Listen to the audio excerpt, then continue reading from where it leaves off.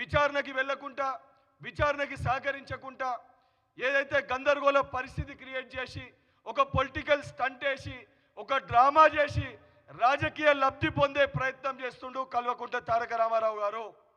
నిజంగా మీకు చిత్తశుద్ధి ఉంటే మీరు తప్పు చేయకపోతే విచారణకి మీరు హాజరై విచారణకి సహకరించాలని చెప్పి డిమాండ్ చేస్తున్నాను. దానితో పాటు ఏసీబీ అధికారులకు కూడా ఈ డ్రామారావు ఎంక్వైరీకి రమ్మంటేనే వస్తలేడు. రేపు పొద్దున ఇతర దేశాలకి పారిపోయే ఒక పరిస్థితి కూడా రావచ్చు. అందుకే ఈ డ్రామారావు పాస్పోర్ట్ని కూడా సీజ్ చేయాలని చెప్పి ఏసీబీ అధికారులకి నేను కోరుతున్నాను.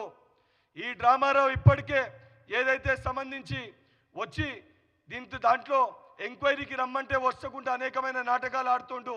అందుకే ఈ డ్రామారావు పాస్పోర్ట్ని కూడా సీజ్ చేయాలని చెప్పి ఏసీబీ అధికారులని కోరుతున్నాను. బీఆర్ఎస్ పార్టీ నాయకులకు కూడా ఏదైతే సంబంధించి ప్రజలు మిమ్మల్ని వారి సమస్యలపైన కొట్లాడనీకి బీఆర్ఎస్ పార్టీలో కూడా ఎమ్మెల్యేని ఎన్నుకోవడం జరిగింది.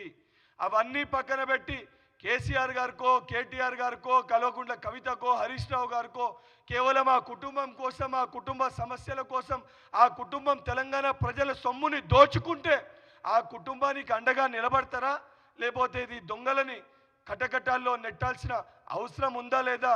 మీరు కూడా బీఆర్ఎస్ పార్టీలో ఉన్న శాసనసభ్యులు ఒకసారి పునరాలోచించుకోవాలని చెప్పి వారిని కూడా కోరుతూ, ఏదైతే నిజంగా కేటీఆర్ నువ్వు తప్పు చేయకపోతే విచారణకి సహకరించాలని చెప్పి డిమాండ్ చేస్తున్నాను.